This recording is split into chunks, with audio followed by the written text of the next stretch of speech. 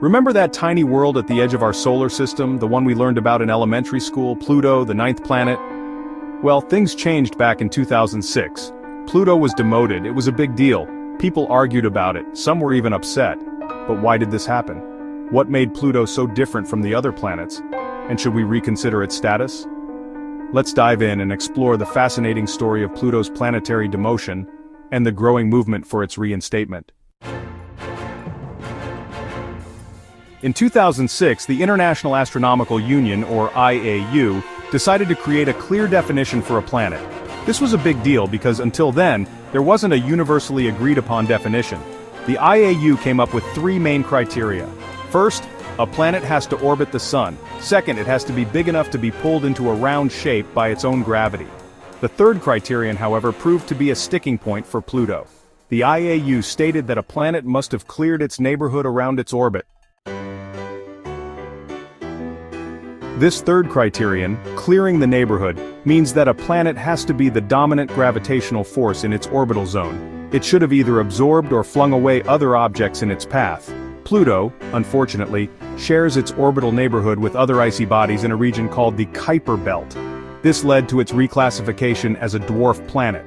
A dwarf planet, according to the IAU, meets the first two criteria of a planet, but not the third. It's still a celestial body of interest but not a planet in the traditional sense. This decision, however, sparked a debate that continues to this day. Many scientists argue that the clearing the neighborhood criterion is arbitrary, and that Pluto deserves to be reinstated as a planet. Since Pluto's demotion, we've learned a lot more about this distant world. The New Horizons mission, which flew by Pluto in 2015, provided stunning images and data that revolutionized our understanding. We now know that Pluto is a surprisingly complex and diverse world. It has mountains, glaciers, plains, and a possible subsurface ocean. Its surface is covered in different types of ice, including nitrogen, methane, and water ice.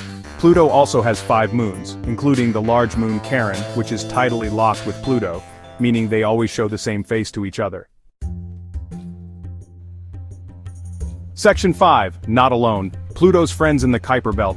Pluto is not alone in the Kuiper Belt. In fact, it's just one of many icy bodies that orbit the Sun beyond Neptune. Some of these objects, like Eris and Makemake, are also classified as dwarf planets. The discovery of the Kuiper Belt and its diverse objects has challenged our traditional view of the solar system. It suggests that the region beyond Neptune is not just empty space, but a dynamic and complex region. Some scientists argue that if Pluto were closer to the Sun, it would have cleared its neighborhood and would be considered a planet without question. They believe that Pluto's distance from the Sun should not disqualify it from being a planet. Section 6. The case for reinstatement, why Pluto matters. The debate over Pluto's status goes beyond semantics. It's about how we define and classify objects in our solar system and beyond. It's about recognizing the diversity and complexity of planetary systems. Some scientists argue that the definition of a planet should be more inclusive and focus on the intrinsic properties of a celestial body rather than its orbital dynamics. They propose that any round object in space that is smaller than a star should be considered a planet. This would include Pluto, as well as other dwarf planets and even our own moon. Reinstating Pluto as a planet would not only be scientifically accurate, but it would also have educational and cultural significance.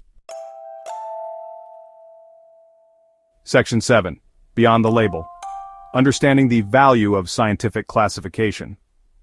While the debate over Pluto's planetary status continues, it's important to remember that scientific classification is an ongoing process. As we discover more about our universe, our understanding evolves, and our classifications must adapt to reflect this new knowledge. The reclassification of Pluto as a dwarf planet, while controversial, was a result of new discoveries, and a desire to create a more accurate and consistent classification system.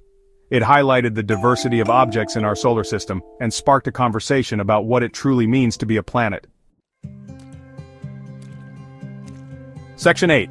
Inspiring future astronomers. Pluto's power to ignite curiosity. Pluto has always captured the public's imagination. Its demotion sparked a renewed interest in astronomy and planetary science. People who had never thought much about the outer solar system were suddenly engaged in the debate over Pluto's status. This renewed interest is an opportunity to educate the public about the wonders of our solar system and the importance of scientific exploration. Pluto's story reminds us that science is not about memorizing facts, but about exploration, discovery, and the constant quest for knowledge. Section 9. Bringing Pluto back. A small change with a big impact. Reinstating Pluto as a planet would be a symbolic gesture, but it would carry a powerful message. It would show that science is willing to reconsider its classifications in light of new evidence and that our understanding of the universe is constantly evolving. It would also be a tribute to the spirit of scientific inquiry and the importance of questioning, exploring, and challenging our assumptions.